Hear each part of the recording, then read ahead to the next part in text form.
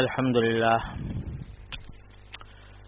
لله رب العالمين، والصلاة والسلام على رسوله الكريم وعلى آله وأصحابه أجمعين وعلى كل من تبعهم بإحسان إلى يوم الدين.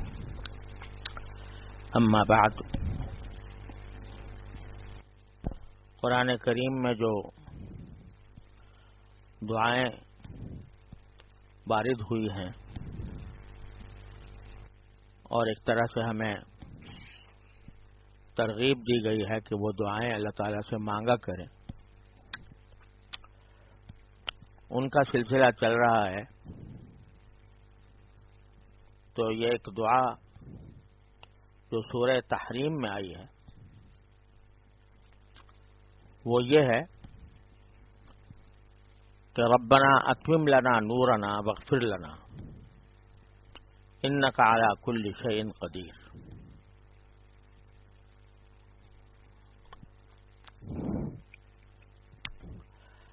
لفظی ترجمہ تو اس دعا کا یہ ہے کہ اے ہمارے پروردگار، ہمارے لیے ہمارا نور مکمل کر دیجیے اور ہماری مغفرت فرمائیے. انک علی کل شیء قدیر، یقیناً آپ ہر چیز پر قادر ہیں. لفظی معنی تو یہ ہے کہ یا اللہ ہمارا نور ہمارے لیے مکمل کر دیجیے.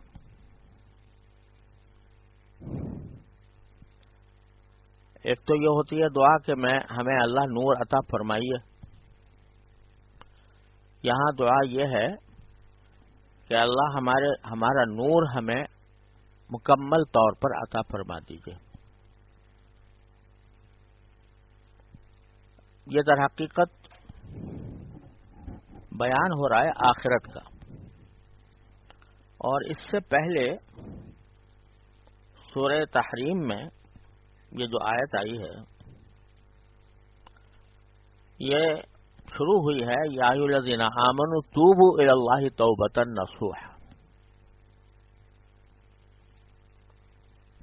یا ایھا الذین آمنوا توبوا الی اللہ توبۃ نصوحا. اس میں سب ایمان والوں کو اللہ تبارک و تعالی نے یہ حکم دیا ہے کہ تم اللہ سے رجوع کر کے توبہ کرو، اور توبہ بھی کیسی کرو؟ نصوحا، خالص توبہ. یہ تمام مسلمانوں کو حکم دیا جا رہا ہے.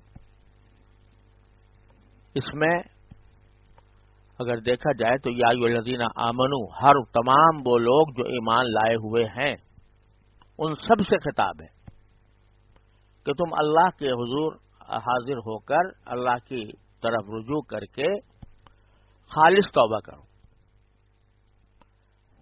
اس کا خطاب ہر مومن کو ہے. یا ایھا الذین آمنوا، یہ نہیں کہا کہ اے وہ لوگوں جو گناہوں میں مبتلا ہو، فسق میں مبتلا ہو تو تم توبہ کرو گناہوں سے، بلکہ سارے مومنین کو حکم دیا گیا کہ اللہ تعالی کی طرف رجوع کر کے گناہ کرو، توبہ کرو، اور توبہ بھی خالص. مطلب بظاہر یہ ہے کہ ہر مومن توبہ کا محتاج ہے. کوئی مومن ایسا نہیں ہے جو توبہ کا محتاج نہ ہو، چاہے وہ دیکھنے میں سارے اوامر کو بجا لا رہا ہو، نماز بھی پڑھ رہا ہے، روزہ بھی رکھ رہا ہے، تلاوت بھی کر رہا ہے، ذکر بھی کر رہا ہے، نیک صحبت بھی اختیار کر رکھی ہے، پھر بھی اسے حاجت ہے کہ وہ اللہ سے توبہ کرے.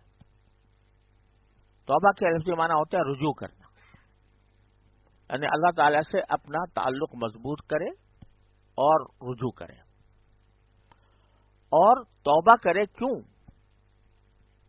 ایک تو اس وجہ سے کہ آدمی کتنا ہی نیک کیوں نہ ہو اور بظاہر کتنے ہی نیک اعمال کر رہا ہو، نماز روزے کا پابند ہو، لیکن بشر ہے، انسان ہے، کہیں نہ کہیں غلطی ہو ہی جاتی ہے، چوک ہو جاتی ہے، اور بعض اوقات نہ جانتے ہوئے بھی گناہ سرزد ہو جاتا ہے۔ ارادہ نہیں تھا گناہ کرنے کا، لیکن جانتا بھی نہیں تھا کہ یہ گناہ ہے اور گناہ سرزد ہو گیا۔ اسی لیے نبی کریم سرور عالم صلی اللہ علیہ وسلم جو دو مغفرت کی دعا مانگی اور ہمیں تلقین فرمائی، تو اس میں یہ فرمایا کہ اغفر ورحم واعف عنا وتکرم، وہ بعد میں واغفر لنا ما تعلم انک تعلم ما لا نعلم، یعنی آپ جانتے ہیں بہت سے گناہ ایسے ہیں کہ آپ جانتے ہیں کہ مجھ سے گناہ ہوا ہے اور مجھے نہیں پتا، تو یا اللہ ان گناہوں کو بھی کی بھی مغفرت فرما دیجئے کہ جو مجھے معلوم نہیں ہے، میرے علم میں نہیں ہے، لیکن آپ جانتے ہیں۔ اور بھی کئی دعاؤں میں یہ الفاظ آئے ہیں کہ ہم اس چیز سے بھی مغفرت مانگتے ہیں جو ہم جانتے ہیں، اور اس چیز سے بھی مانگتے ہیں جو آپ جانتے ہیں، ہمیں نہیں پتا۔ تو اس لیے انسان چاہے کتنا ہی نیک کیوں نہ ہو، صالح کیوں نہ ہو، صبح و شام کی زندگی میں کبھی نہ کبھی اس سے کوئی لغزش، غلطی ہو ہی جاتی ہے۔ اس واسطے توبہ کا حکم ہر مسلمان کو ہے، چاہے وہ کتنا ہی نیک کیوں نہ ہو۔ اس لیے ہمارے بزرگ فرماتے تھے کہ بھئی رات کو سونے سے پہلے ایک مرتبہ صدق دل کے ساتھ یہ کہ اللہ تعالی سے عرض معروض کر لیا کرو کہ یا اللہ آج کے دن میں نے گزارا، اس میں پتہ نہیں مجھ سے کہاں کہاں لغزش ہوئی، کہاں کہاں مجھ سے گناہ ہو گیا، تو اللہ میں ان سب گناہوں سے آپ کی بارگاہ میں توبہ کرتا ہوں۔ تو رات کو سونے سے پہلے اپنے سارے دن کی خطاؤں سے، لغزشوں سے توبہ کر کے سو۔ استغفر اللہ العلی العظیم الذی لا الہ الا ہو، استغفر اللہ ربی من کل ذنب واتوب الیہ۔ اور ذرا سا توجہ کے ساتھ چند لمحوں کے لیے سونے سے پہلے، یا اللہ دن گزر گیا اور اب رات آنے والی ہے، رات کو میں سوؤں گا، پتہ نہیں پھر دوبارہ اٹھ سکوں نہ اٹھ سکوں، تو یا اللہ جو کچھ گناہ میں نے کیے ہوں جو آپ جانتے ہیں، کچھ کا تو مجھے بھی پتا ہے اور کچھ کا مجھے پتا نہیں ہے، آپ ہی جانتے ہیں، تو ان سارے گناہوں کو اے اللہ اپنے فضل و کرم سے معاف فرما دیجئے، اور میں توبہ کرتا ہوں اور سچے دل سے توبہ کرتا ہوں۔ تو ایک وجہ تو ہر مومن کو توبہ کرنے کی یہ ہے کہ کبھی نہ کبھی کچھ نہ کچھ غلطی سرزد ہو ہی گئی ہوگی، جانتے بوجھتے یا انجانے میں، لہذا ہر مومن کو توبہ اپنا وظیفہ بنانا چاہیے، اپنا معمول بنانا چاہیے، روزانہ کا معمول کہ توبہ کرو۔ دوسری وجہ یہ ہے کہ چلو تسلیم کر لو کہ سارے دن ہم نے بس نیکی کی، گناہ نہیں کیا، نمازیں پڑھی، تلاوت کی، ذکر کیا، تسبیح کی، نیکی کرتے رہے، لیکن کیا کوئی نیکی ایسی ہے جو اللہ جل جلالہ کی عظمت شان کے مطابق ہو؟ کتنے ہی خضوع خضوع سے نماز پڑھ لو، کتنے ہی خضوع خضوع سے تلاوت کر لو قرآن کریم کی، اور کس طرح چاہو ذکر اور تسبیح کر لو، لیکن باری تعالی کی بندگی کا جو حق ہے اس کی عظمت شان کے مطابق تو کچھ بھی نہیں ہے، اس کے آگے یہ نہ ہمارے سجدے کچھ ہیں، نہ ہمارے رکوع کچھ ہیں، نہ ہماری تسبیح اور ذکر کچھ ہے۔ تو اس لحاظ سے بھی ہم استغفار کے مستحق ہیں. اگر فرض کرو کوئی گناہ بھی نہیں ہوا، ساری نیکی نیکیوں ہوئی، لیکن وہ نیکیاں آیا باری تعالیٰ کی بارگاہ کے جس کی جلالت شان کے مطابق تھیں؟ نہیں تھی. لہذا اس پر استغفار ہے کہ اللہ ہم کر نہیں سکے جو آپ کی عظمت شان کے مطابق ہے. اب دیکھو یہ رسول کریم سرورت عالم صلی اللہ علیہ وسلم تو فرما رہے ہیں کہ استغفر اللہ ربی من کل ذنب واتوب الیہ، ہر گناہ سے میں اللہ استغفار کرتا ہوں اور آپ سے توبہ کرتا ہوں. کون کہہ رہا ہے؟ جو معصوم ہے مطلق، جس سے کسی گناہ کے صدور کا کوئی امکان ہی نہیں، وہ فرما رہے ہیں کہ میں اللہ آپ کے سامنے توبہ کرتا ہوں. اور کیسی توبہ کرتا ہوں؟ ادعو کا دعا البائس الفقیر والمضطر الضریر، اللہ میں محتاج بن کے آپ سے دعا کر رہا ہوں. اور اپنے آپ کو فرمایا عبد المذنب الذلیل، میں گناہگار ذلیل بندہ. چونکہ ہم لوگوں کو تو اللہ تعالیٰ کی عظمت شان کا کچھ پتہ ہی نہیں ہے نا، کوئی اس کی عظمت شان اور اس کی جلالت قدر کا کوئی تصور بھی ہم کر نہیں سکتے، ہمیں تو کچھ پتہ ہی نہیں ہے. جس ذات کو معرفت حاصل ہے اللہ جل جلالہ کی، اللہ تبارک و تعالیٰ کی صفات کی، اس کی عظمت شان کی، اس کی جلالت قدر کی، وہ جب اپنے آپ کو دیکھتا ہے، جبکہ سید الاولین والآخرین ہے، وہ جب اپنے آپ کو دیکھتا ہے تو اس عظمت شان کے سامنے کہتا ہے مذنب ذلیل، میں گناہگار، میں ذلیل بندہ. تو جتنی معرفت بڑھتی جاتی ہے اللہ جل جلالہ کی، اتنا ہی انسان اپنے آپ کو ناقص در ناقص سمجھتا چلا جاتا ہے. میں کیا ہوں؟ کچھ بھی نہیں. اپنے آپ کی دماغ میں بڑائی کا تصور بھی نہیں آتا. اس کو تو اللہ جل جلالہ کے معرفت کا چونکہ مقام حاصل ہے، لہذا جتنی معرفت حاصل ہوتی جائے گی اتنا ہی اپنی ذات ذلیل ہوتی نظر آئے گی اور اپنا ہر عمل حقیر نظر آئے گا. تو بزرگوں نے فرمایا کہ نبی کریم سرور عالم صلی اللہ علیہ وسلم کو چونکہ ہر آن درجات میں ترقی ہو رہی تھی، معرفت کے درجات میں ترقی ہو رہی ہے ہر آن. تو جب اگلے درجے پر پہنچتے ہیں معرفت کے، تو پچھلا درجہ بالکل ایسا لگتا ہے جیسے گناہ.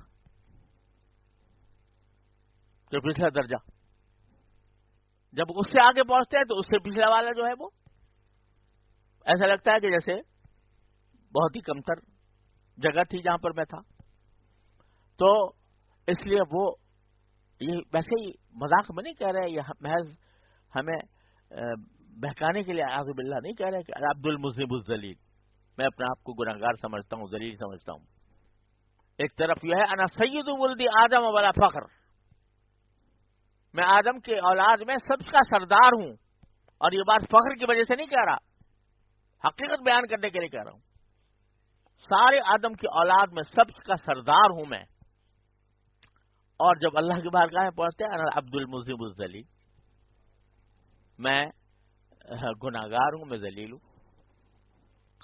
تو وہ حقیقت کا بیان ہے ہمارے لحاظ سے کہ سارے کائنات میں انسان جتنے انسان پیدا ہوئے ہیں یا ہوں گے آئندہ، سب کی سرداری اللہ تعالی نے نبی کریم سرور عالم صلی اللہ علیہ وسلم کو عطا فرمائی.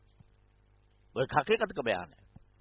لیکن جب باری تعالیٰ کی بارگاہ میں پہنچتے ہیں، اس کے سامنے سجدے میں گرتے ہیں، اس کی عظمت شان کا تصور فرماتے ہیں، تو العبد المذنب الذلیل یہ فرماتے ہیں.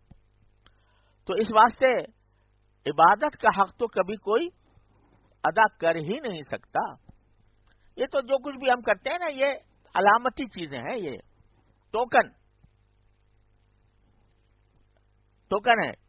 یعنی جو ہے جیسے کسی کو اگر بڑا آدمی ہو، مائی سے عزت والا آدمی ہو، اس کو کوئی اگر اس کی کسی خدمت کا صلہ دیا جائے تو کہتے ہیں بھئی یہ اس کو اعزازیہ دیا جا رہا ہے. سمجھے نا؟ اعزازیہ کیا ہوتا ہے کہ ایک علامتی کچھ تھوڑی بہت، وہ کہتے ہیں جی آپ کی خدمت کا صحیح حق تو میں ادا کر نہیں سکتا، علامتی طور پر یہ آپ کو ہدیہ پیش کر رہا ہوں. تو اللہ تبارک و تعالیٰ کی عبادت کا حق تو کوئی ادا کر ہی نہیں سکتا. جو کچھ بھی بن پڑتا ہے وہ ایک علامتی چیز ہوتی ہے، ٹوکن. اللہ تعالیٰ کہہ رہے چلو تمہارا ٹوکن بھی مقبول، تمہاری علامتی، تم کہاں کرو گے ہماری عبادت؟ تمہارے بس میں ہے ہماری عبادت کا حق ادا کرنا. لہٰذا اللہ تمہاری نمازیں بھی چلو قبول کر لیتے ہیں، تمہارے روزے بھی قبول کر لیتے ہیں، تمہاری تسبیح بھی قبول کر لیتے ہیں. تو علامتی چیز ہے. تو بندہ جب کر نہیں سکتا تو پھر چارہ کار کیا ہے کہ اسی کی طرف رجوع کر کے آدمی استغفار کرے، توبہ کرے. توبہ کرو یا ایھا الذین آمنوا توبوا الی اللہ، اور توبۃ نصوحا، توبہ بھی کیسی کرو؟ خالص. نصوح کے معنی ہوتے ہیں ملاوٹ سے پاک، یعنی اس توبہ میں کوئی ریاکاری کی ملاوٹ نہ ہو، نفاق کی ملاوٹ نہ ہو، کہ زبان پہ تو توبہ ہے اور دل میں اعوذ باللہ ارادہ ہے کہ بھئی پھر کروں گا یہی کام. تو زبان سے بے شک توبہ کر لی لیکن وہ خالص نہ ہوئی. تو خالص وہ ہے کہ جس میں عزم بھی ہو. 3 چیزیں بتائی جاتی ہیں نا، ایک تو پچھلے کیے پر ندامت، شرمندگی، دوسرے فوری طور سے اس گناہ کو چھوڑ دینا، اور تیسرے آئندہ کے لیے نہ کرنے کا عزم کرنا. یہ 3 باتیں ہیں. اور چوتھی چیز کا اضافہ اس پہ یہ کر لو، حضرت علی رضی اللہ عنہ کے ارشاد میں یہ بات فرمائی گئی ہے کہ چوتھی چیز یہ ہے کہ جن چیزوں کی تلافی ممکن ہے ان کی تلافی کرنا. یعنی نمازیں چھوٹ گئی ہیں تو ان کی قضا کرنا، روزے چھوٹ گئے ہیں تو ان کی قضا کرنا، کسی کا حق مار لیا ہے تو اس کا حق ادا کرنا، ورنہ معاف کروانا اس سے. یہ سب توبہ کا حصہ ہے. تو اے ایمان والو، توبہ کرو اللہ سے توبۃ نصوحا، خالص توبہ جو ملاوٹ سے پاک ہو. کیا ہوگا اس کا نتیجہ؟ کہ عسیٰ ربکم ان یکفر عنکم سیئاتکم، امید ہے کہ تمہارا پروردگار تمہاری برائیوں کو چھپا لے گا. عسیٰ ربکم، یہ شاہانہ انداز ہے، یعنی تمہیں امید رکھنی چاہیے کہ امید ہے کہ تمہارا پروردگار تمہارے سیئات کو چھپا لے گا. جب کوئی بڑا آدمی کسی سے کوئی وعدہ کرتا ہے تو بعض اوقات وعدہ کرتے ہوئے ایسے الفاظ استعمال کرتا ہے جس سے وہ سمجھ تو جائے کہ ہوگا، لیکن یہ نہ سمجھ لے کہ میرا حق تھا. یہ بھائی جیسے ایک استاد کہتا ہے کہ شاگرد سے اگر تم نے یہ کام کر لیا تو کچھ عجب نہیں ہے کہ تمہیں کچھ نواز دیں ہم تمہیں، سمجھا؟ ہو سکتا ہے تمہیں کچھ انعام مل جائے. تو دل میں ارادہ تو ہے دینے کا، اور وہ جس کو دیا جا رہا ہے وہ بھی سمجھ رہا ہے کہ یہ جو کہہ رہے ہیں کہ ہو سکتا ہے، تو ہو سکتا ہے کیا ان کے دل میں ہے کہ دیں گے.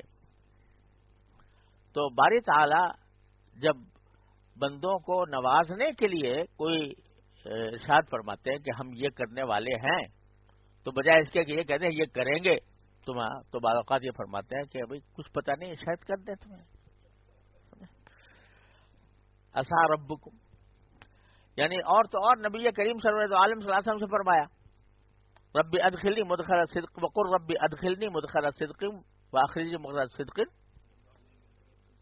نہیں، اس سے پہلے اقیم الصلاۃ لدلوک الشمس الی غسق اللیل وقرآن الفجر، اور پھر عسیٰ ربک ان یبعثک مقاما محمودا. ہو سکتا ہے تمہارا پروردگار تمہیں مقام محمود تک بھیج دے، ہو سکتا ہے کہ تمہارا پروردگار تمہیں مقام محمود تک بھیج دے۔ اب مقام محمود پر تو بھیجنا ہے رسول کریم صلی اللہ علیہ وسلم، لیکن یہ شاہانہ انداز ہے اور مشفقانہ انداز ہے اور ایسا انداز ہے کہ جو دلوں میں امید پیدا کرے، لیکن یہ نہ سمجھے آدمی کہ یہ میرا حق تھا جو مجھے دیں گے۔ تو عسیٰ ربکم ان یکفر عنکم سیئاتکم، کچھ بعید نہیں ہے کہ تمہارا پروردگار تمہاری سیئات کو چھپا لے۔ یہ کفارے کا جو لفظ آتا ہے قرآن کریم میں، یہ بھی بڑا معنی خیز ہے۔ کفارے کا مطلب لوگ عام طور سے یہ سمجھتے ہیں کہ وہ معاف ہو جائے گا گناہ، لیکن لفظ استعمال فرمایا کفارہ کے لفظ معنی ہوتا ہے، کفارہ تکفیرن کے معنی ہوتا ہے چھپا لینا۔ کیا مطلب؟ کہ تم سے جو سیئات، تم سے جو برائیاں سرزد ہوئیں، تو نہ صرف یہ کہ ہم اس کو معاف کر دیں گے، بلکہ اس طرح چھپا لیں گے کہ لوگوں کے سامنے بھی نہیں آئیں گی، تمہارے نامہ اعمال سے حذف کر دیں گے۔ جب نامہ اعمال آئے گا تو اس وقت وہ چھپا لیں گے تمہاری برائی۔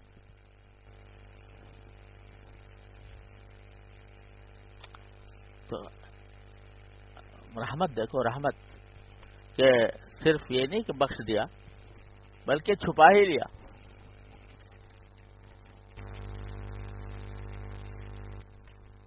حضرت عبداللہ بن مسعود رضی اللہ تعالیٰ عنہ سے کسی نے پوچھا کہ آپ نے کوئی حدیث سنی ہے جس کے بارے میں یہ ہے کہ وہ اس میں کچھ سرگوشی کی بات ہے، سرگوشی یعنی چپکے سے کسی کچھ کہنا، وہ کیا ہے؟ حدیث النجوہ۔ تو حضرت عبداللہ بن مسعود رضی اللہ عنہ نے فرمایا کہ ہاں میں نے ایک بات سنی ہے نبی کریم صلی اللہ علیہ وسلم، وہ یہ ہے کہ ایک آدمی پیش ہوگا باری تعالیٰ کی بارگاہ میں، تو باری تعالیٰ اس کو اپنے قریب فرما کر اس کو اس کے گناہ یاد دلائیں گے۔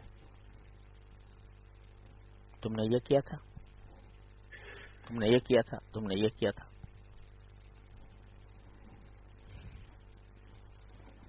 تو وہ ہر بات کا اقرار کرے گا کہ جی حضرت کیا تھا۔ تو یہاں تک کہ اس کو یہ گمان ہونے لگے گا کہ بس میں ہو گیا اب برباد، کیونکہ اتنے گناہ بتائے ہیں اور وہ سب میں نے کیے ہیں، واقعی میں برباد ہو گیا۔ تو باری تعالیٰ حدیث کے الفاظ یہ ہیں کہ باری تعالیٰ اپنا پہلو اس کے اوپر رکھیں گے،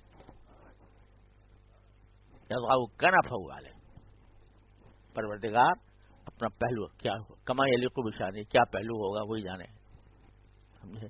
جیسے کسی بچے کو پہلو میں رکھ کے اور اس سے کچھ بات کی جاتی ہے چپکے سے، تو پہلو رکھیں گے اور چپکے سے کہیں گے کہ یہ سارے گناہ جو تو نے کیے دنیا میں نے تیرا پردہ رکھا،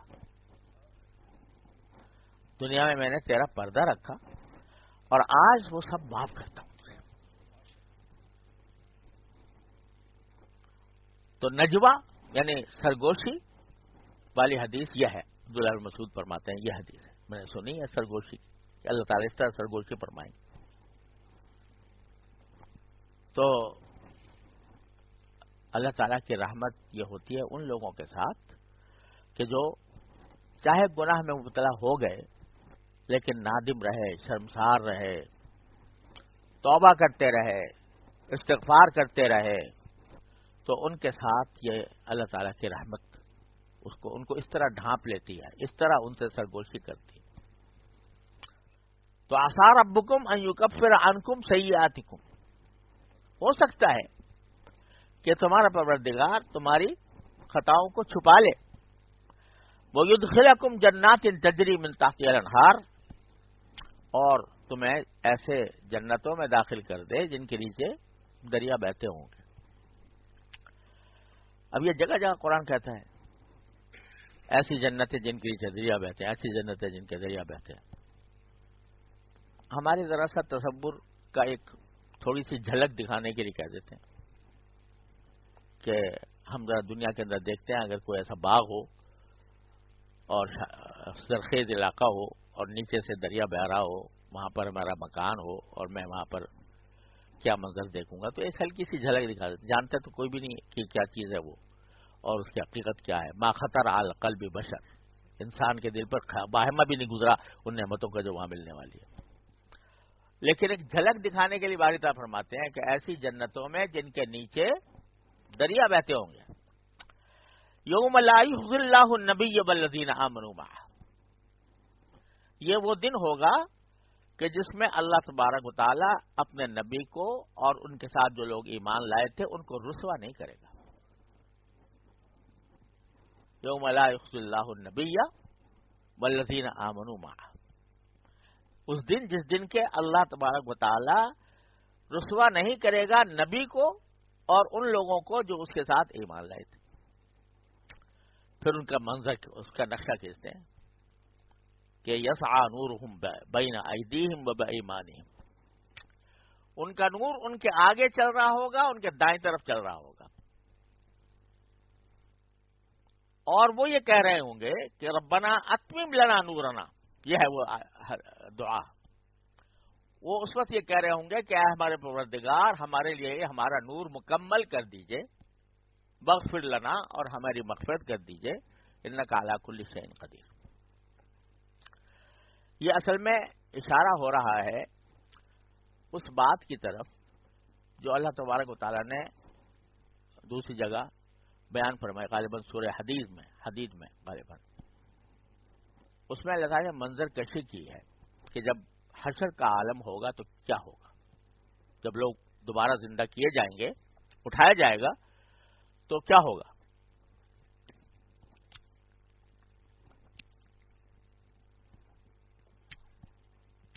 قرآن و حدیث سے جو بات سمجھ میں آتی ہے، تمام آیات اور حدیث کو مد نظر رکھتے ہوئے، وہ کچھ واقعات کی ترتیب یوں نظر آتی ہے کہ جب مردوں کو زندہ کیا جائے گا تو شروع میں سب لوگ جو ہیں اپنے اپنے قبروں سے زندہ ہو کر اٹھیں گے اور کہیں گے یا ویلنا من بعثنا من مرقدنا، ارے بھائی یہ کیا ہو گیا کہ کس نے ہمیں اس اپنے سونے کی جگہ سے یعنی مرقد سے ہمیں اٹھا دیا۔ تو پھر کوئی آواز آئے گی، کوئی کہے گا ھذا ما وعد ھذا ما وعد الرحمن وصدق المرسلون، ارے یہ وہی بات ہے جس کا وعدہ کیا گیا تھا ہم سے، اور جن پیغمبروں نے یہ بات ہم تک پہنچائی تھی انہوں نے سچ کہا تھا کہ ہم دوبارہ زندہ ہوں گے۔ تو شروع میں جب زندہ ہوں گے سب اکٹھے، تو دوسری جگہ قرآن نے فرمایا کانہم جراد منتشر، اس طرح پھیلے ہوں گے جیسے ٹڈی دل ہوتا ہے، وہ منتشر، کوئی ادھر کوئی ادھر، تو شروع میں تو اس طرح ہوگا، اور دوسری جگہ فرمایا ربہم ینسلون، بھاگتے ہوئے جائیں گے، یعنی شروع میں بھاگتے ہوئے جائیں گے۔ آگے ایک منظر ایسا آ جائے گا کہ اچانک تاریکی چھا جائے گی، بالکل ظلمت، اندھیرا، ہاتھ کو ہاتھ سجا نہیں دے رہا ہوگا، ایسی یہ اندھیرا چھا جائے گا تمام انسانوں پر، چاہے مسلمان ہو چاہے غیر مسلم ہو، سب پر اندھیرا۔ اب ظاہر اندھیرے میں آدمی چلے تو کہاں چلے کہاں جائے پتہ ہی نہیں چل رہا، تو ایک جگہ ایسی ہوگی کہ جہاں بلایا جائے گا اور وہاں سے نور تقسیم ہوگا، روشنی تقسیم ہوگی۔ نور کیسے تقسیم ہوگا کہ جو اہل ایمان ہیں ان کو ہر ایک آدمی کو اس کے درجے کے مطابق نور عطا کیا جائے گا۔ اب ہم اور آپ اس صورتحال کا تصور اس وقت کرنا ہمارے لیے مشکل ہے، کہ ایک طرف گھٹا ٹوپ اندھیرا ہے اور اس میں سب اس اندھیرے میں ہے. پھر ایک منزل ایسی آ جاتی ہے جہاں پر ان کو نور تقسیم ہو رہا ہوتا ہے ہر ایک کوس کے مطابق. تو جب یہ لوگ پل صراط کے قریب پہنچیں گے، مسلمان کو نور تقسیم ہو رہا ہوگا پل صراط سے ذرا پہلے، اور کافر جو ہیں وہ اپنی ظلمت میں اور اندھیروں میں رہیں گے. اور جب اندھیروں میں رہتے رہتے جب پل صراط کے قریب پہنچیں گے تو وہاں جہنم کے دروازے ہوں گے. ان دروازوں میں ان کو دھکیل کر داخل کیا جائے گا.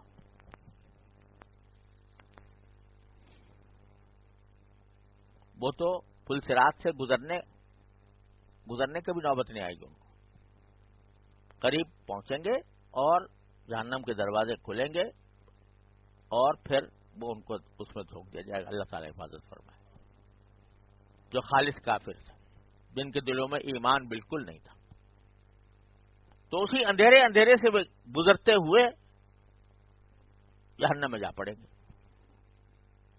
وہ جو قرآن شریف میں یہ جو بعض اوقات خیال ہوتا ہے کہ قرآن شریف میں آیا ہے کہ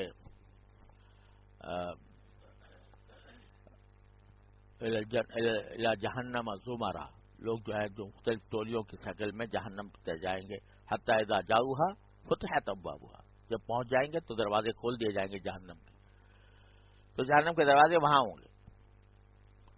اور جو مومن ہوں گے، چاہے مومن خالص ہوں چاہے منافقین ہوں،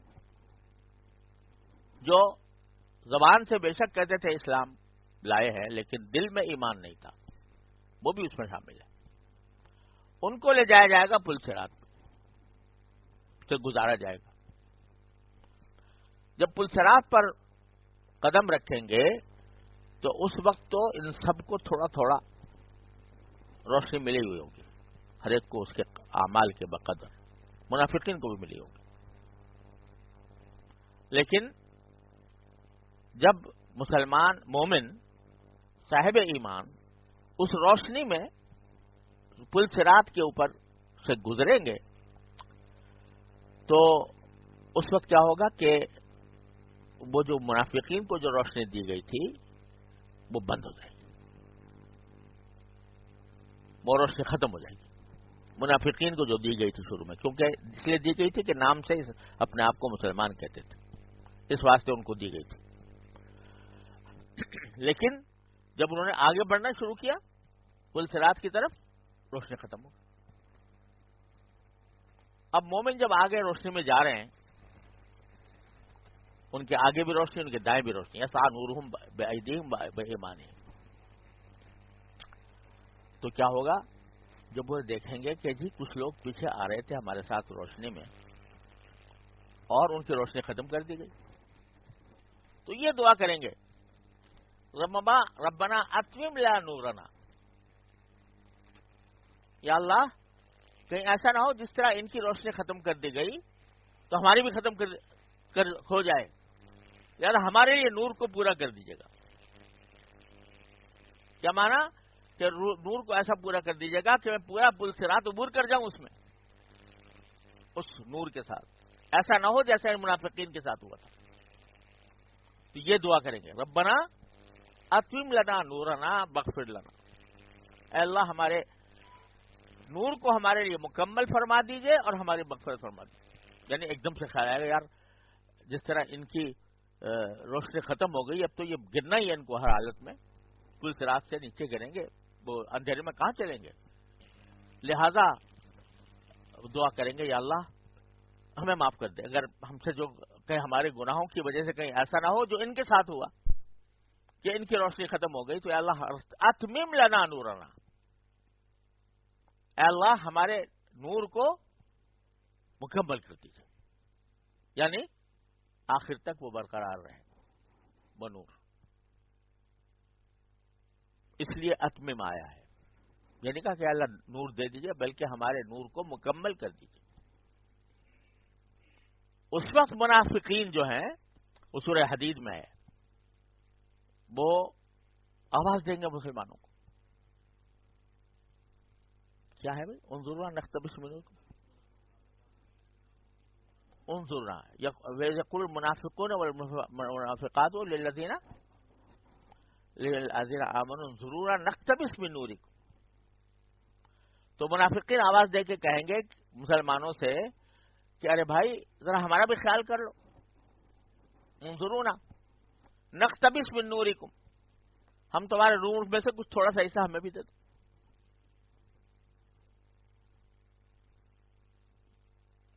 اور آگے کہتے ہیں نہیں اس سے علم نکم معکم بھی ہے نا کہیں، کہ وہ کہیں گے کہ جی ہمیں اپنے نور کا کچھ حصہ دے دو کیونکہ ہم تمہارے ہی ساتھ تو تھے. ہاں علم نکم معکم، کہ کیا ہم تمہارے ساتھ نہیں تھے؟ یعنی تم اسلام کلمہ پڑھ رہے تھے، ہم بھی کلمہ پڑھ رہے تھے. تو اس وقت ان سے کہا جائے گا ارجعوا وراءکم، اب پیچھے جاؤ. فالتمسوا نورا، پیچھے جاؤ، پیچھے جا کے نور تلاش کرو. کہاں جاؤ؟ جہاں سے نور تقسیم ہو رہا تھا.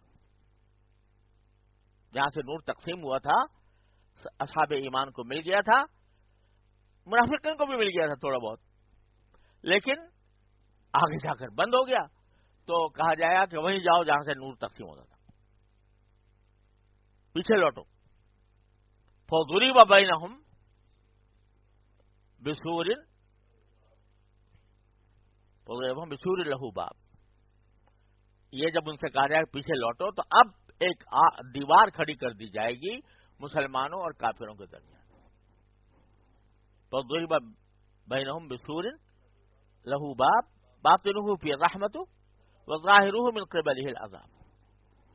وہ دیوار ایسی ہوگی کہ اندر تو اس کے رحمت ہوگی، یعنی وہ نور ہوگا جس کے روشنی میں مسلمان چلے جا رہے ہوں گے صراط کی طرف، پل صراط کے اوپر، اور پیچھے اس کے عذاب ہوگا. باطنہ فیہ الرحمۃ وظاہرہ من قبلہ العذاب. اب وہ پکاریں گے یعظونہم لم نکن معکم. یہی ہے نا، یہ ایسے ہی ہے نا. تو ہم تو تمہارے ساتھ ہیں، تم کیوں نہیں بلا رہے، ہمیں ساتھ کیوں نہیں لے جا رہے؟ تو پھر ان سے کہا جائے گا کہ تم نے یہ حرکتیں کی اور اس طریقے سے تو اس واسطے. تو پھر آگے جا کر جب پل صراط پر پہنچیں گے لوگ تو صاحب ایمان ہی پہنچیں گے پل صراط پر، اور نور ہوگا ان کے ساتھ، اور اس کی وجہ سے وہ چلتے جائیں گے. اللہ بچائے جو مسلمان گناہگار ہوں گے اور ان کو اللہ تبارک و تعالی عذاب دینا چاہیں گے ان کی بدعمالی کی وجہ سے، اگرچہ بعد میں نکال بھی لیے جائیں، لیکن عذاب جو دن کو ہونا ہوگا تو جہنم کی طرف سے آنکڑے آئیں گے. آنکڑے آ کر ایک آدمی کو پکڑ کے جھونک دیں گے جہنم میں. وہ مسلمان ہی ہوگا، غیر مسلموں کا تو راستہ ہی نہیں ہے وہاں.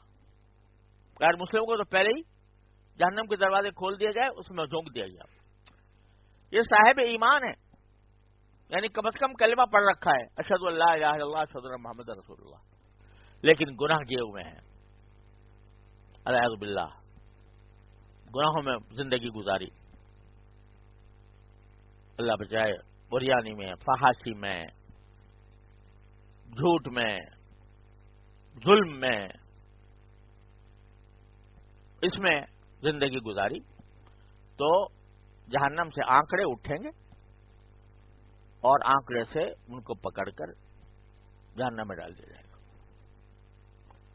اور جن پر اللہ تبارک و تعالیٰ کی نعمت ہوگی کہ وہ زندگی کے اندر بھی وہ نہ صرف یہ کہ مومن تھے بلکہ نیک تھے، عمل صالح کرنے والے تھے، گناہوں سے پرہیز کرنے والے تھے، تو وہ چلتے جائیں گے پل صراط پر.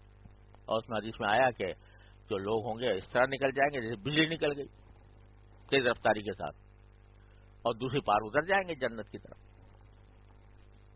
اور جو کچھ ایسے ہوں گے جو ذرا نسبتاً کم رفتار سے جائیں گے، کچھ ایسے ہوں گے بجلی کی طرح نکل جائیں گے، کچھ ایسے ہوں گے کہ جو اٹکتے پٹکتے کسی طرح پہنچیں گے، الیاذ باللہ۔ تو یہ ہے منظر۔ تو یہاں اللہ تعالی نے اس وقت کی دعا بتائی ہے کہ جبکہ بندے آخرت میں حشر کے میدان میں پل صراط کی طرف چل رہے ہوں گے، اوپر چل رہے ہوں گے، اور منافقین کی روشنی بند کر دی جائے گی، تو مسلمان یہ دعا کریں گے، ربنا اتمم لنا نورنا واغفر لنا انک علی کل شیء قدیر۔ یہ دعا تو اس وقت کی ہے جب یہ واقعہ اس طرح پیش آئے گا، اور اس کا جو ظاہری مطلب ہے وہ میں نے آپ سے عرض کر دیا۔ اندھیرا ہوگا، اندھیرے کے اندر نور عطا ہوگا، اہل ایمان کو عطا ہوگا، اور حدیث کی روح سے پتہ چلتا ہے، احادیث کی روشنی میں پتہ چلتا ہے کہ ہر ایک آدمی کو نور اس کے درجے کے مطابق ملے گا،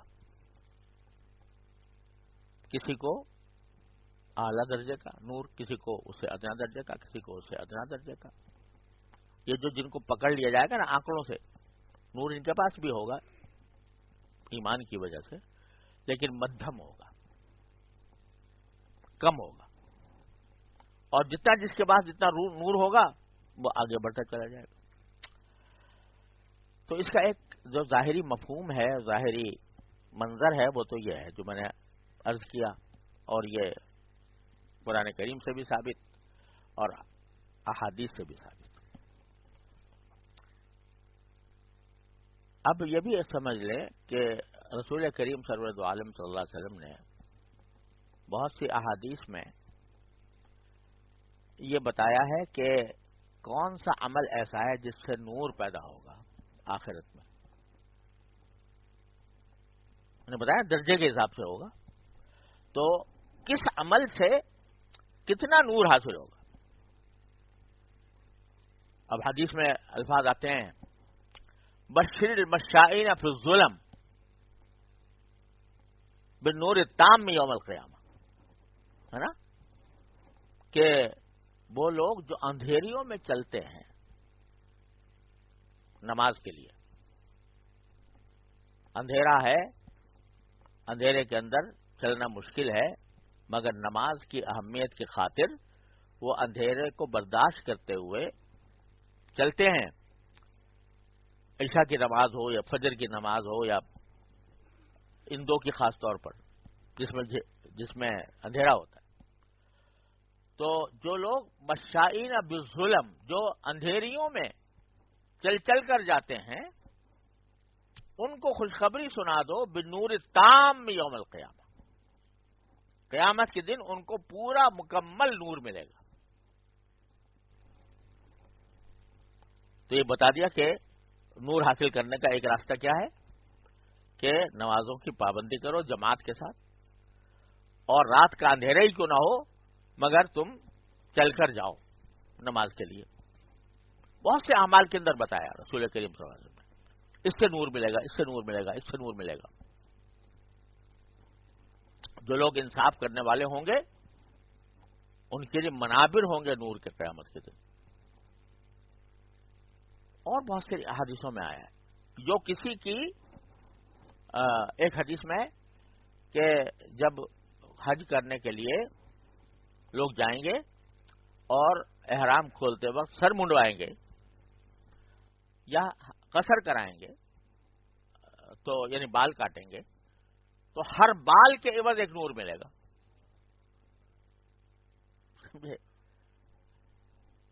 جمرات کی رمی کریں گے تو ہر پتھر کے عوض ایک نور ملے گا،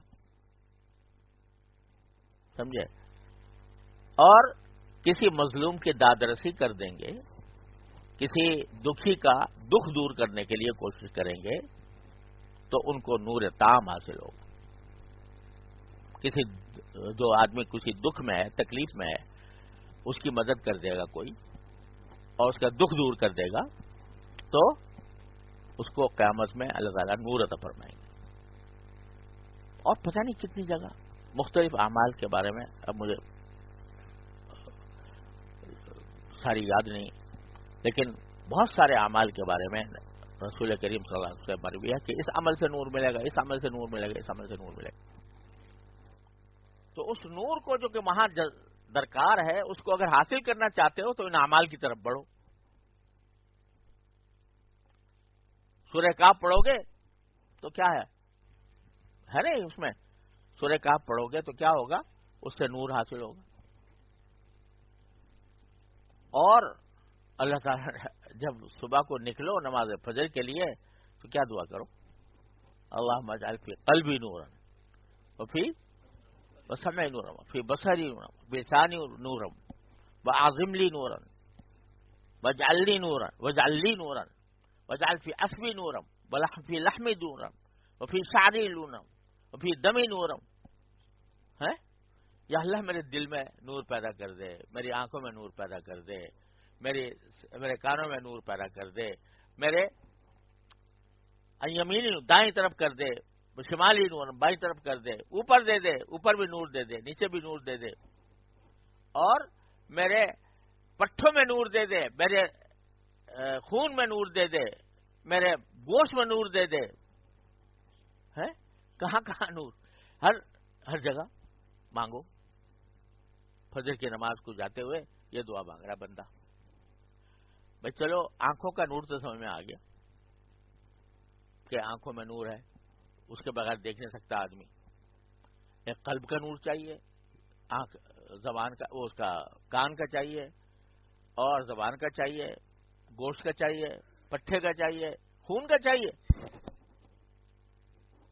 اور پھر آخر میں کیا، وجعل نور وجعلنی نورا، مجھے ہی نور بنا دیجیے سارا. تو میں یہ کہنا چاہ رہا تھا اللہ تعالیٰ بات جو سمجھ میں آ رہی ہے وہ اللہ تعالیٰ اس کو صحیح بیان کرنے کی بھی توفیق عطا فرمائے. اللہ تعالیٰ معاف کرے کوئی غلطی ہو تو. کہ نور کا ایک مطلب تو یہ ہے جو میں نے عرض کیا کہ بھئی اندھیرا ہوگا، اس میں روشنی اسی کو ملے گی جو صاحب ایمان ہوگا، اور جتنا زیادہ بہتر عمل ہوگا اتنا ہی بہتر مکمل نور ہوگا اس کا. لیکن یہ خاص طور پر اس کا جو ذکر ہے کہ آخرت میں بھئی اللہ تعالیٰ سب کو اٹھانا ہے اور کسی کو جنت بھیجنا ہے، کسی کو جہنم بھیجنا ہے. کیا ضرورت ہے اس مسئلے کی کہ بھئی پہلے ان کو اندھیرے میں رکھیں، پھر کسی کو نور دیں، کسی کو نہ دیں. بھئی اگر جہنم جنت میں ہی بھیجنا ہے نا تو بس سب کو جو ریبڑ کی طرح ہانک کے اس کو جہنم والوں کو جہنم میں ڈال دیں، جنت والوں کو جنت میں ڈال دیں. یہ نور اور ظلمت کا کیا قصہ ہے کہ پہلے اندھیرا پھر نور، پھر اندھیرا پھر نور، اور کسی کا نور ایسا اچھا اعلیٰ درجے کا، کسی کا کم درجے کا. یہ کیا مسئلہ ہے؟ تو اور پھر مانگ رہے ہیں، دنیا میں بھی مانگ رہے ہیں کیا یہاں بھی نور دے دے، وہاں بھی نور دے دے. تو بات دراصل کچھ یوں نظر آتی ہے، اللہ سبحانہ اللہ تعالیٰ غلطی سے بچائے، کہ نور تو در حقیقت اللہ جل جلالہ کا ہے. نور تو باری تعالیٰ نور ہی نور ہے. اللہ نور السماوات والارض،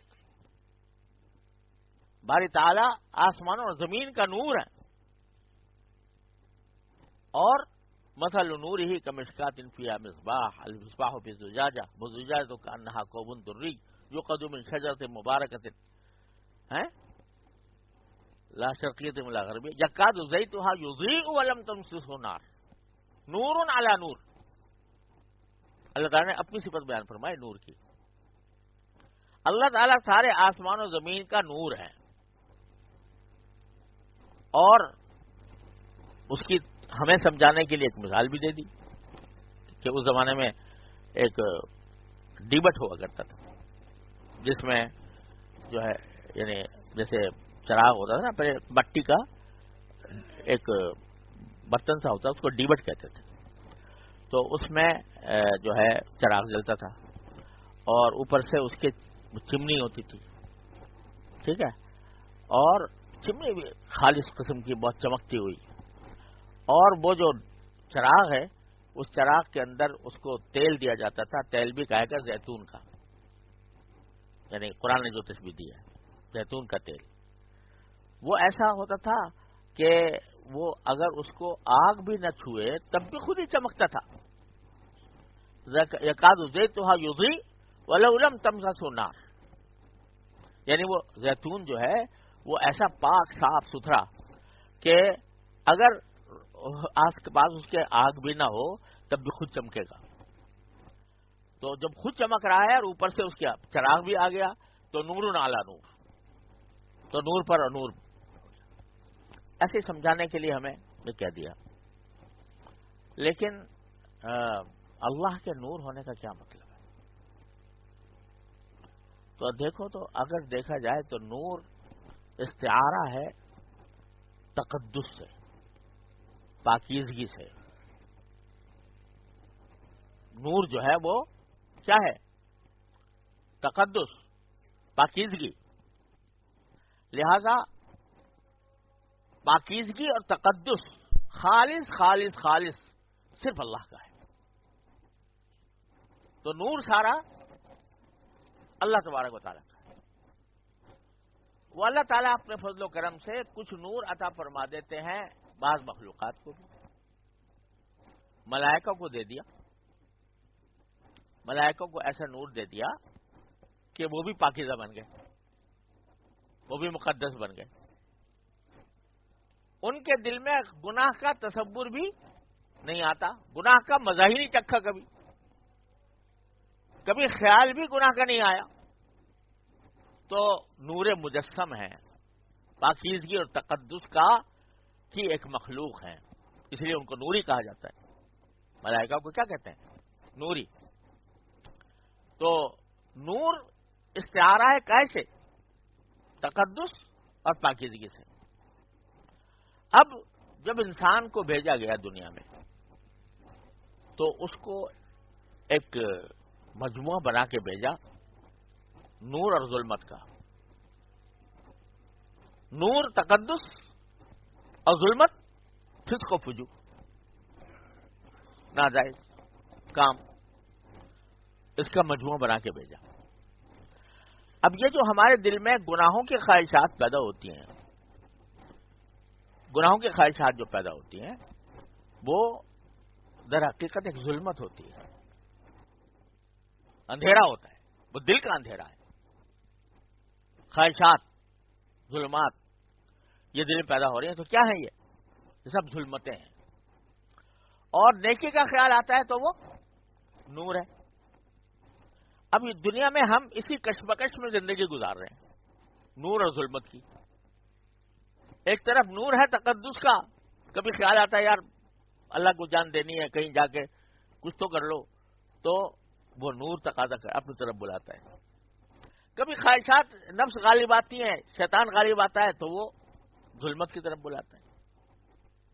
تو خواہشیں دونوں قسم کی پیدا ہو رہی ہیں، الہما فجورہا اور تقواہا. اب کیا ہے، بندے کا کام یہ ہے کہ نور کو غالب کرے، کاہے پر؟ ظلمت پر. تو یہ جو مانگا جا رہا ہے کہ یا اللہ میرے دل میں نور دے دے، میری آنکھوں میں نور دے دے، میرے کانوں میں دے دے، میری زبان میں دے دے، میرے پورے وجود میں دے دے، یہ کیا مانگا جا رہا ہے؟ یا اللہ میرے پاس ظلمت بھی ہے، نور بھی ہے، لیکن میرا جو نور ہے وہ ظلمت سے مخلوط ہے، ملا جلا ہے، اور کبھی میرے اوپر ظلمت غالب آ جاتی ہے، کبھی نور غالب آ جاتا ہے.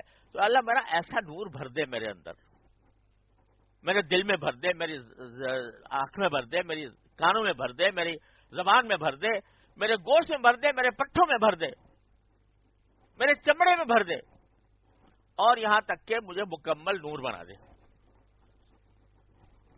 کیا مطلب ہے اس کا؟ مطلب یہ ہے کہ اللہ جو میں جب مجھے آپ نے پیدا کیا تھا تو اپنے نور کا کچھ حصہ دے دیا تھا مجھے، ٹھیک ہے، اور ساتھ میں ظلمت بھی دے دی تھی.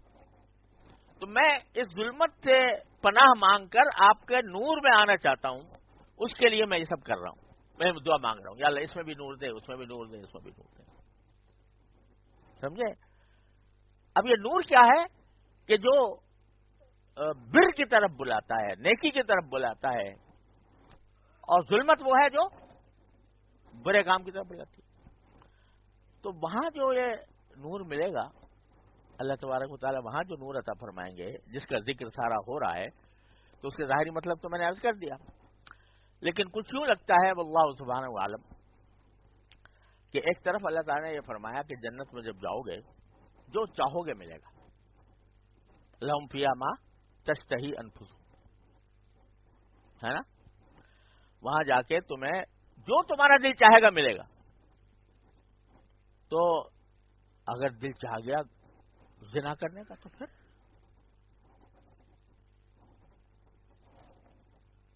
اگر دل چاہ گیا جو ہے معاذ اللہ کفر کرنے کا تو پھر ملے گا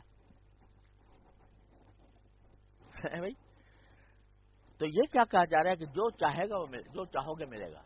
ما تشتہی انفسکم، جو تمہارے دل میں خواہش ہوگی سب دی جائے گی. تو اگر وہاں جا کے بھی یہ جو ہے اس کی خواہشات برقرار رہیں گناہوں کی، دل چاہ رہا ہے اس کو مار دوں میں، قتل کر دوں، ملے گا؟ قتل کرنے کی اجازت ملے گی؟ دل چاہ رہا ہے کہ جھوٹ بولوں، ملے گی اجازت جھوٹ بولنے کی؟ تو جب وہاں ہم اسی طرح اٹھ کے چلے جائیں گے اسی حالت میں جس حالت میں اب ہیں، تو ہمارے اندر تو خواہشات غلط سلط بھی پیدا ہوتی ہے کہ نہیں؟ اور اللہ تعالیٰ فرما رہا ہے جو تمہارے دل میں آئے گا ملے گا. تو ہمیں اس جنت میں داخل ہونے سے پہلے ایک ایسا نور چاہیے کہ جو ہماری خواہشات کو صحیح رخ پہ ڈال دے.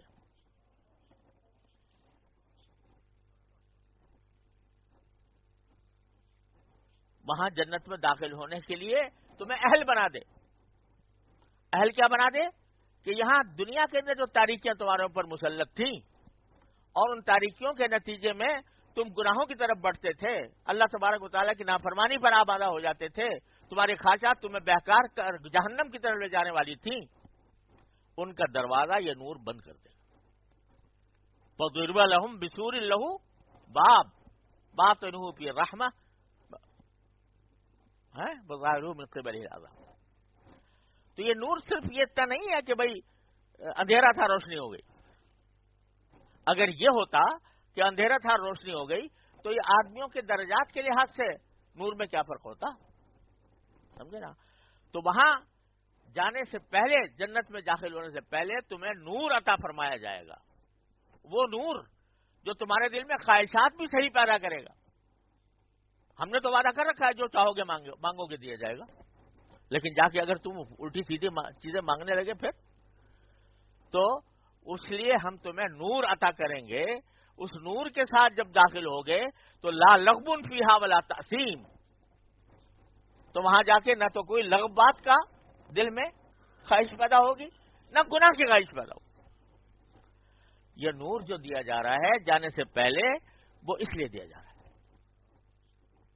ربنا اتمم لنا نورنا، اے ہمارے پر یسعى نورہم بین ایدیہم بین ایمانہم، کہ نور ان کے ساتھ ساتھ چل رہا ہوگا، دائیں بھی اور سامنے بھی.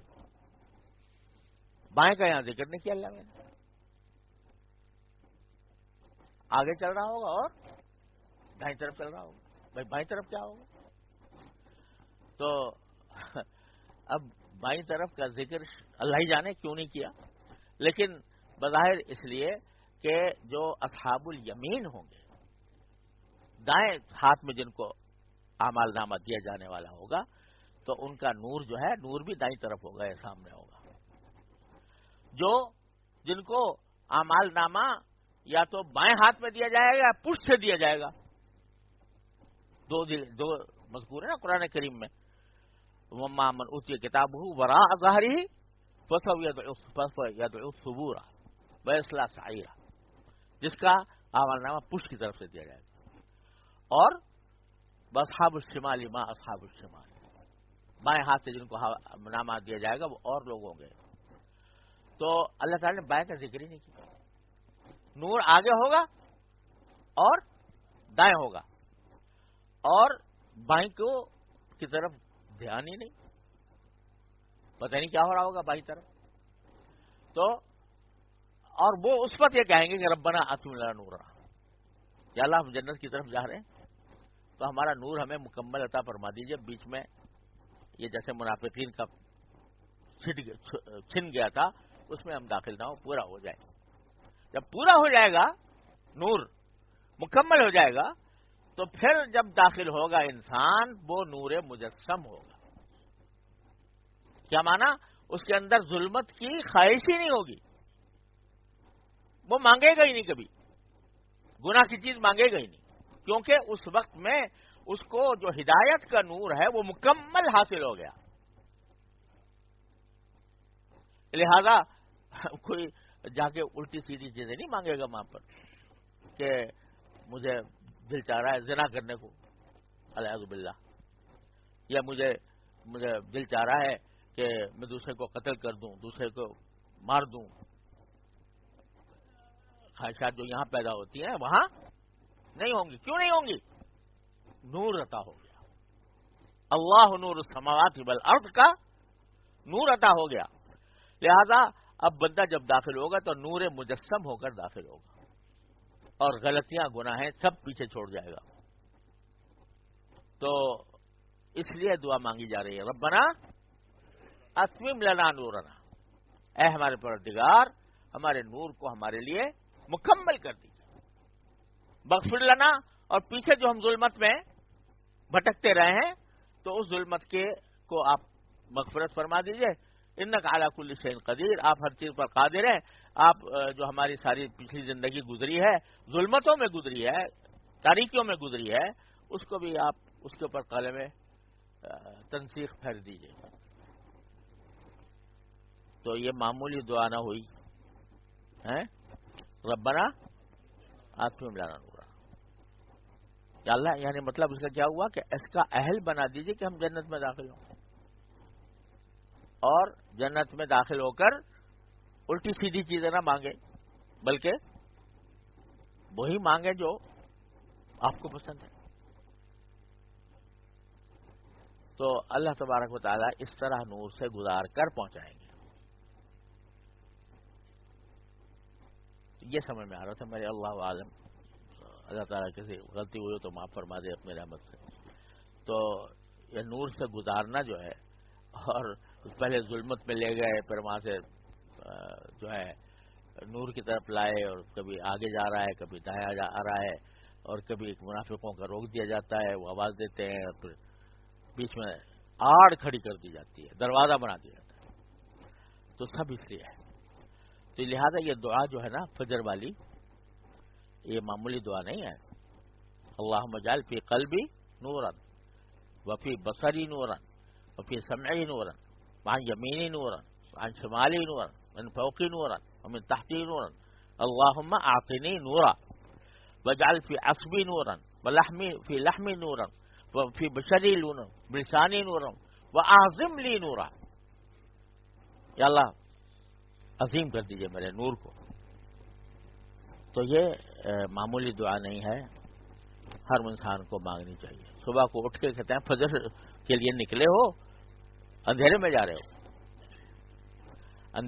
ہو, لیکن یہ دعا مانگتے جاؤ کہ یہ تم داخل ہو جاؤ ان میں جن کے بارے میں فرمایا بشر المشائین فی الظلم بالنور التام یوم القیامہ, جو اندھیریوں میں چل کے جاتے ہیں میری طرف, تو ان کو قیامت کے دن مکمل نور کی خوشخبری دے دو. اللہ تعالیٰ اپنے فضل و کرم سے ہمیں داخل فرما دے. بس یہ خوب دعا کرنی چاہیے. اللہم اجعلنی نورا بھی, اللہم اجعل فی قلبی نورا وغیرہ بھی, اور ربنا اتمم لنا نورنا واغفر لنا, ہمارے نور کو ہمارے لیے کامل کر دیجیے. اللہ تعالی ہم سب کو اس کا مصداق بننے کی توفیق عطا فرمائے. اللہم صلی علی سیدنا محمد وعلی آل سیدنا محمد کما صلیت علی ابراہیم وعلی آل ابراہیم انک حمید مجید. ربنا ظلمنا انفسنا وان لم تغفر لنا وترحمنا لنكونن من الخاسرین. ربنا آتنا فی الدنیا حسنۃ وفی الآخرۃ حسنۃ وقنا عذاب النار۔ یا اللہ یا رحمان یا رحیم یا کریم، اپنے فضل و کرم سے ہمیں اپنے فضل و کرم سے اپنے نور تام کا مستحق بنا دیجیے۔ یا اللہ اپنے رحمت سے، اپنے دنیا کی ظلمتوں سے، گناہوں کی ظلمتوں سے، گناہوں کی اندھیریوں سے اے اللہ ہماری حفاظت فرما۔ یا اللہ ہمیں اپنے فضل و کرم سے ہمارے سارے جسم میں، سارے خیالات میں، خواہشات میں، سب میں نور عطا فرما دیجیے، اپنا ہی نور عطا فرما دیجیے۔ یا اللہ ہمیں شیطان اور نفس کی شرارتوں سے، ان کے بہکاووں سے اے اللہ ہماری حفاظت فرما۔ یا اللہ اپنے رحمت سے، اپنے فضل و کرم سے ہمیں مکمل وہ نور عطا فرما دے جو آپ کی جنت میں داخل ہونے کے لیے یا اللہ جو ضروری ہے، جو اس کا استحقاق اس کے بغیر نہیں ہوتا۔ یا اللہ وہ نور ہمیں عطا فرما دیجیے، یا اللہ نور عطا فرما دیجیے۔ یا اللہ ہمارے تمام جائز مرادوں کو اپنے فضل و کرم سے پورا فرما دیجیے۔ یا اللہ اپنے رحمت سے، اپنے فضل و کرم سے اتباع سنت کی توفیق عطا فرمائیے، اتباع سنت کی توفیق عطا فرمائیے۔ وصلی اللہ تعالی علی خیر خلقہ سیدنا مولانا محمد وعلی آلہ واصحابہ اجمعین، آمین برحمتک یا